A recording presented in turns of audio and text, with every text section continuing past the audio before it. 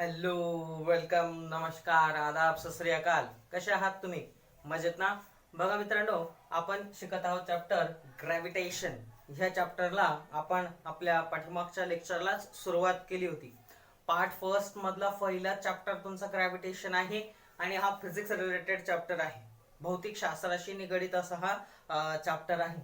ह्या चॅप्टरच्या पहिल्या लेक्चरमध्ये आपण काय शिकलो? तर आपण बघितलं की किती विविध प्रकारचे फोर्सेस असतात, नाही का? आणि त्या फोर्सेसचा ऑब्जेक्ट वरती काय परिणाम घडून येतो. त्याच्यानंतर आपण शिकलो की ग्रॅव्हिटेशनल फोर्स काय असतो. ग्रॅव्हिटेशन ह्या फोर्सचा शोध कोणी लावला, कसा लावला, काय प्रश्न त्या सर आयझॅक न्यूटन यांना पडले आणि त्यांनी त्याची उत्तर शोधली, कन्क्लुजन मांडलं आणि हा जो ग्रॅव्हिटेशन फोर्स आहे, ग्रॅव्हिटेशन संकल्पना आहे, ही नुसती पृथ्वीवरतीच नसून ती पूर्ण विश्वात, पूर्ण युनिवर्स मध्ये आहे, हे सुद्धा त्यांनी मांडलं. हे आपण कालच्या लेक्चरला बघितलं. आजच्या लेक्चरला आपण थोडेसे वेगळे असे काही पॉइंट बघणार आहोत. त्यातला पहिलं बघा, काय ना की जेव्हा आपण फिजिक्सचा अभ्यास करतो तेव्हा आपल्याला काही रिलेटिव्ह संकल्पना माहिती असायला पाहिजे. म्हणजेच त्या संकल्पना निगडित असतात. जर त्या तुम्हाला माहिती असतील तर तुम्ही चाललेल्या ज्या गोष्टी शिकवल्या जात आहेत, रोज ज्याचा आपण अभ्यास करतोय, त्या समजणं खूप जास्त सोपं जातं. ठीक आहे. मग ह्या संकल्पना कोणत्या? तर फार जनरलाइज असतात. जसं एक आहे पॉइंट आपण घेऊयात. कालच्या लेक्चरचा आपला भाग झाला की टाइप्स ऑफ फोर्सेस कोणते. त्याच्यामध्ये आपण बघितलं muscular force, mechanical force, gravitational force, magnetic force, frictional force, electrostatic force. These are the forces. आजच्या लेक्चरला आपण काय बघणार आहोत? तर आपण बघणार आहोत फोर्स अँड मोशन, बल आणि गती, मोशन. आता ह्या मोशन हा शब्द जेव्हा येतो तेव्हा न्यूटन्स लॉज ऑफ मोशन हे तुम्हाला माहिती असणं मस्ट आहे. अर्लियर स्टँडर्डला तुम्ही या तिन्ही लॉचा अभ्यास केलेला आहे. न्यूटन्स 3 लॉज ऑफ मोशन, न्यूटनचे गतिविषयक 3 नियम आहेत आणि जे की फार महत्वपूर्ण आहे. जेव्हा जेव्हा तुम्ही मोशनचा अभ्यास करणार तेव्हा तेव्हा तुम्हाला हे न्यूटन्सचे नियम लागू पडणारच, ते आवश्यक भासणारच. आणि तसंही न्यूटन्स लॉज ऑफ मोशनचा आपल्या जीवनावरती डायरेक्ट इम्पॅक्ट आहे. ठीक आहे. आपल्याला जाणवत नाही की ते काय होतंय, पण ते ऍक्च्युली न्यूटन्स लॉज ऑफ मोशनच आहे. तर मग तुम्हाला प्रश्न विचारलेला आहे, कॅन यू रिकॉल मध्ये की 9th स्टँडर्डला, तुमच्या अर्लियर स्टँडर्डला झालेले जे न्यूटन्स लॉज ऑफ मोशन आहे ते काय आहेत? तर याही प्रश्नाचं उत्तर आपण घेणार आहोत. आपण बघणार आहोत न्यूटन्स लॉज ऑफ मोशन. ठीक आहे. नंतर आपण फोर्सेस कडे जाऊ. सेंट्रिपेटल फोर्स काय असतो हे आपण बघूयात. ठीक आहे. तर चला, काय आहेत न्यूटन्स लॉज ऑफ मोशन? तुमच्या स्क्रीनवरती असणार आहे, तुम्ही लिहून सुद्धा घेऊ शकता. Please see on your screen Newton's laws of motion. आता न्यूटनचं जसं सांगितल्याप्रमाणे 3 नियम आहेत. तर पहिला लॉ काय? Newton first law of motion, an object continue to remain at rest or in a state of uniform motion along a straight line unless an external unbalanced force acts on it. हा न्यूटनचा गतिविषयक पहिला नियम आहे. Second, Newton's second law of motion, the rate of change of momentum is proportional to applied force and change of momentum occurs in the direction of the force. आणि तिसरा नियम आहे Newton's third law of motion, every action force has an equal and opposite reaction force which acts simultaneously. See, न्यूटनचे गतिविषयक 3 नियम. पहिला नियम, जेव्हा कोणतीही वस्तू ही तिच्या गतिमान अवस्थेमध्ये किंवा जर ती स्थिर अवस्थेमध्ये असेल, स्थिर अवस्थेमध्ये त्याच अवस्थेत राहण्याचा प्रयत्न करते. थोडक्यात कोणतीही वस्तू ज्या अवस्थेत आहे त्याच अवस्थेत राहण्याचा प्रयत्न करते तोपर्यंत, कुठपर्यंत? तोपर्यंत की कुठलंही अनबॅलन्स फोर्स तिच्यावरती काम करत नाही तोपर्यंत. कोणतीही वस्तू आहे तिच्या त्याच अवस्थेमध्ये राहण्याचा प्रयत्न करते जोपर्यंत तिच्यावरती कोणतंही बाह्यबल क्रिया करत नाही. हे बाह्यबल क्रिया केल्यानंतरच तिची जी अवस्था आहे ती काय होते? बदलते. ठीक आहे. Any object remains in a state of motion or rest until and unless unbalanced force acts on it. आता बघा, जसं तुम्ही घरी आहात, बसलेले आहात. आता बसलेले आहात त्याच्यानंतर जर तुम्ही खूप वेळ बसलेले आहात तर तुम्हाला बसण्याची ही जी अवस्था आहे ती तुमची मेंटेन राहते बॉडीची.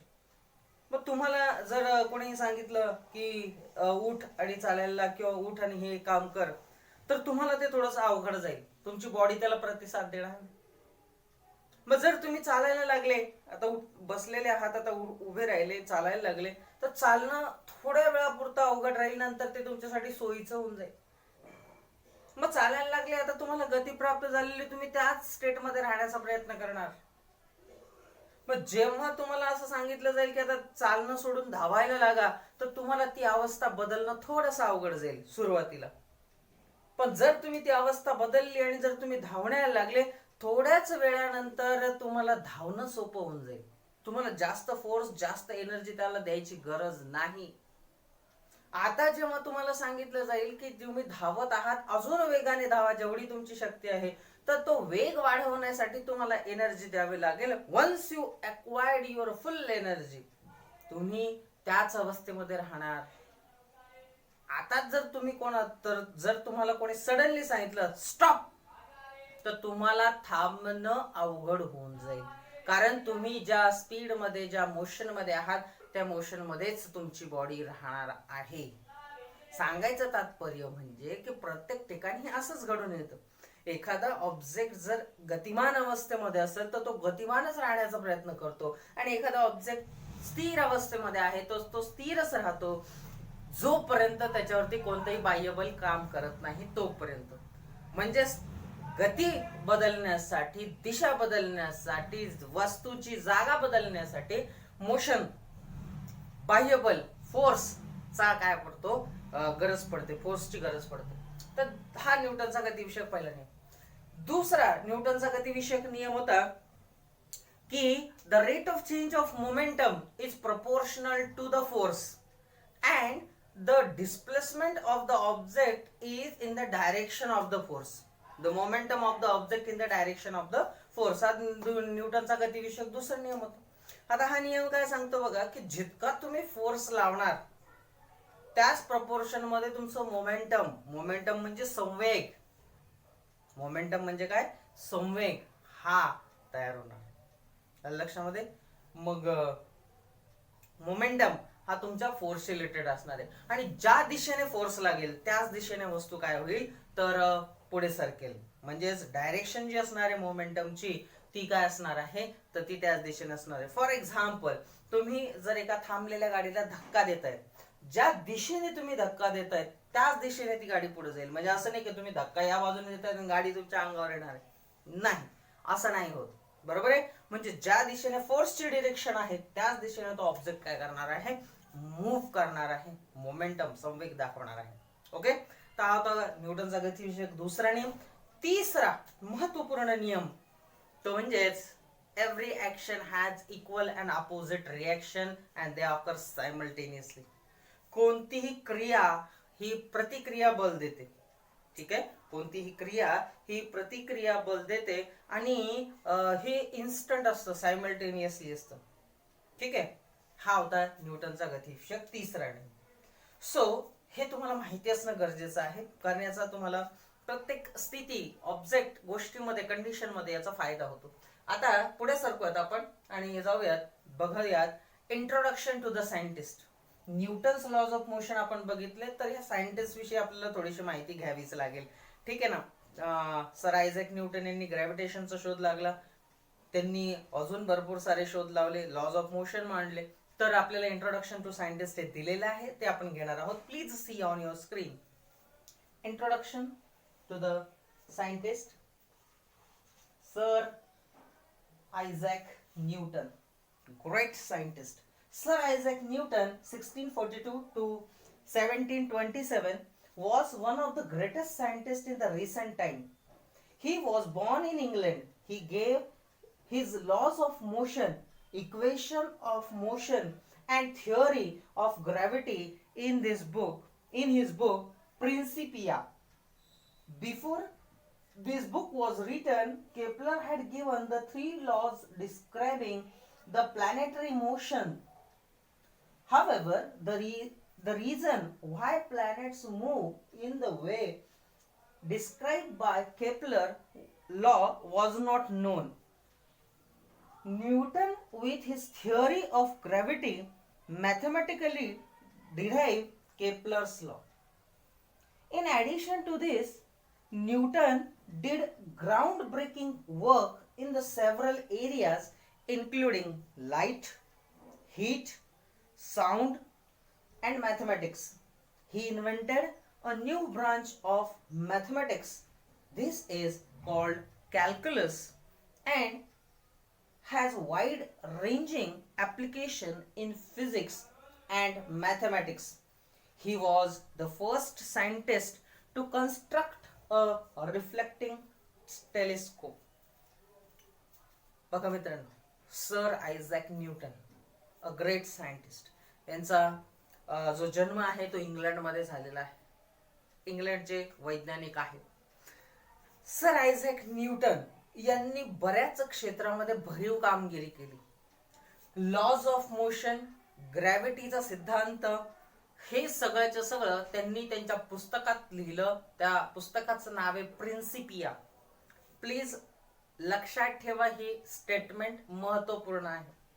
न्यूटनने त्याची संशोधन मांडली, लॉज ऑफ मोशन आणि ग्रॅव्हिटीचा सिद्धांत तो कशामध्ये आहे मांडलेला? प्रिन्सिपिया या बुक मध्ये आहे, जे त्यांनी लिहिलेलं आहे. हे पुस्तक लिहिण्याच्या अगोदर केपलरने 3 प्लॅनेटरी मोशनचे लॉ मांडले होते. म्हणजेच सूर्य हा केंद्रस्थानी आहेत आणि त्याच्या भोवती सगळेच्या सगळे ग्रह फिरतात. हे ग्रह जे फिरतात त्याच्याविषयी 3 नियम केपलर या वैज्ञानिकाने न्यूटनच्या अगोदर मांडून ठेवले होते. न्यूटनला त्याचा ग्रॅव्हिटीचा सिद्धांत मांडताना याचा प्रचंड फायदा झाला केपलर लॉचा. पण केपलरने जे नियम मांडले त्याच्यामध्ये जे प्लॅनेटरी मोशन होतं, जे ग्रह सूर्याभोवती फिरत होते, ते ग्रह सूर्याभोवती का फिरतात, कसे फिरतात, हे केपलरला सांगता आलं नाही. How this planetary motion occur, the reason behind that is discovered by sir Isaac Newton. ते ग्रह कसे काय फिरतात, कोणत्या कारणामुळे फिरतात, हे कोणी मांडलं? तर हे सर आयझॅक न्यूटन यांनी मांडलं आणि त्यांच्या ग्रॅव्हिटीच्या थिअरीमध्ये याचा उल्लेख आहे. आता हे तर त्यांनी मांडलंच, पण त्यांचं कार्य फक्त ह्या सिद्धांतापुरतं, ह्या कन्सेप्ट पुरतं मर्यादित नाही. मग त्यांनी अजून बऱ्याच क्षेत्रांमध्ये कार्य केली, जसं लाईट, प्रकाश, हीट, उष्णता, त्याच्यानंतर एनर्जी, ह्यांच्या संदर्भात पण त्यांनी प्रचंड संशोधन केलं. मॅथमॅटिक्स, गणितामध्ये सुद्धा त्यांनी संशोधन केलं. त्यांनी गणितामध्ये एक विशिष्ट शाखा शोधली, विशिष्ट शाखेचं निर्माण केला, ज्याला कॅल्क्युलस म्हटलं गेलं. आणि या कॅल्क्युलस गणिताच्या शाखेचा मॅथमॅटिक्स मध्ये तो उपयोग होतोच. फिजिक्सची जी क्लिष्ट कॅल्क्युलेशन्स आहे, डेरिव्हेशन्स आहे, यांना सोडवण्यासाठी सुद्धा कॅल्क्युलस या गणितशास्त्राच्या एका शास्त्राचा प्रचंड उपयोग होतो. ठीक आहे, म्हणजे बघा एकच व्यक्ती किती बुद्धिमान असू शकते आणि ती किती बेसिक गोष्टींचा शोध लावू शकते. विज्ञानाचा पाया ज्याला आपण म्हणूयात ते काही सायंटिस्टच्या काही बेसिक नियमांवरती आधारलेला आहे. जे भौतिक नियम फार फार फार महत्वपूर्ण आहे. त्याच्यावरतीच सगळ्याच्या सगळ्या टॉप ज्या आपण आज ऍप्लिकेशन वाल्या गोष्टी बघतो आहोत त्या तिथूनच सुरुवात होतात, त्यांच्यावरतीच त्या रचल्या गेलेल्या आहेत. ठीक आहे, मग हे होते सायंटिस्ट सर आयझॅक न्यूटन यांच्याबद्दलची माहिती. ठीक आहे, तर मग आता पुढे काय आहे, तर पुढचा आपला पार्ट आहे तो म्हणजे circular motion and centripetal force. Circular motion and centripetal force. Please see on your screen. Circular motion and centripetal force. Try this. Tie a stone one end of a string. Take other end in your hand and rotate the string so that the stone moves along the circle as shown in the figure 1.2. A. Are you applying a force on the stone? In which direction? Is this force acting? How will you stop this force from acting? What will be the effect on the stone? बघा तुम्हाला काय करायचं आहे, एक दोरी घ्यायची आहे हातामध्ये आणि या दोरीच्या एका टोकाला तुम्हाला एक दगड बांधायचा आहे. त्याच्यानंतर दोरीचं दुसरं टोक तुमच्या हातामध्ये पकडायचं, या बोटांमध्ये पकडायचं तुम्हाला आणि ती दोरी अशी फिरवायची. आता ही दोरी फिरवत असताना काही प्रश्न तुम्हाला विचारलेले आहेत. तुम्ही त्या दोरीला म्हणजे त्या फिरवणाऱ्या दगडावरती फोर्स अप्लाय करता का, हा पहिला प्रश्न आहे. दुसरा प्रश्न आहे, या फोर्स जो तुम्ही अप्लाय करत जर असाल तर त्याचा काही परिणाम होतो आहे का. ठीक आहे, आता ह्या सगळ्या प्रश्नांची उत्तरं आपण मिळवणार आहोत. ते आपल्याला सेंट्रिपेटल फोर्स आणि सर्क्युलर मोशन यांच्या स्वरूपामध्ये ती मिळणार आहेत. ह्या प्रश्नांची उत्तर आपण मिळवणार, पण कधी, पुढच्या लेक्चरला. ठीक आहे, तर ह्या लेक्चरला आपण काय बघितलं एकदा ओव्हरलुक करूयात. आपण शिकलो फोर्स अँड मोशन, न्यूटन्सचे गतिविषयक 3 महत्वपूर्ण नियम आपण शिकलो, बघितले. त्याच्यानंतर आपण न्यूटन ह्या वैज्ञानिकाविषयी माहिती मिळवली आजच्या लेक्चरला आणि प्रिन्सिपिया या बुकमध्ये त्यांनी त्यांचे जे काही लॉज ऑफ मोशन असतील, ग्रॅव्हिटीचा सिद्धांत असेल तो मांडून ठेवलेला आहे. हे महत्वपूर्ण भाग बघितला. तर ह्या लेक्चरला इथे थांबूयात. पुढच्या लेक्चरला आपण सर्क्युलर मोशन आणि सेंट्रिपेटल फोर्स ही जी ट्राय दिस वाली ऍक्टिव्हिटी आहे या प्रश्नांची उत्तरं घेऊ आणि पुढे सर. ठीक आहे, तोपर्यंत घरातच राहा, सुरक्षित राहा आणि शिकत राहा. शिकणं थांबवू नका. धन्यवाद.